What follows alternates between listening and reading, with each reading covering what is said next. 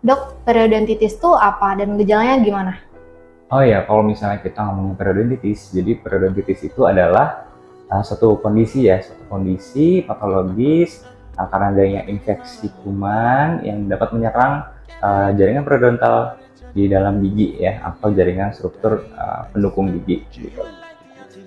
Kira-kira faktornya apa aja yang bisa meningkatkan resiko seseorang terkena periodontitis, dok?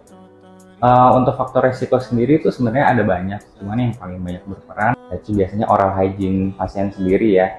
Jadi pasien yang memiliki oral hygiene atau higienitas mulut yang buruk itu juga berpengaruh terjadinya periodontitis. Lalu juga bisa juga usia yang sudah tua ya, terus juga adanya merokok. Jadi kalau misalnya pasien itu suka merokok karena asapnya panas ya, dapat mempercepat terjadinya penumpukan karang gigi. Dan biasanya yang paling penting juga itu di penyakit sistemik. Jadi kalau misalnya seperti diabetes ya, jadi kalau misalnya pasien itu ada penyakit sistemik diabetes, dapat berpengaruh juga tuh ke keadaan periodontitis.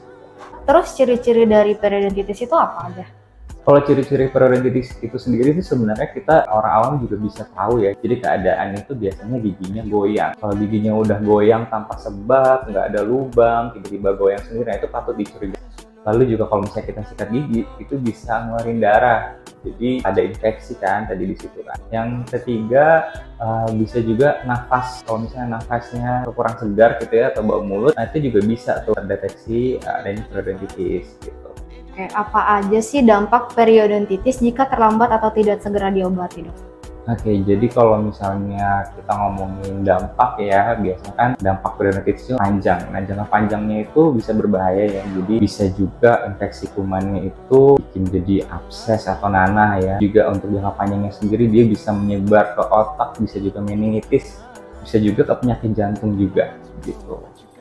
Oke, bagaimana sih cara pengobatan periodontitis, dok?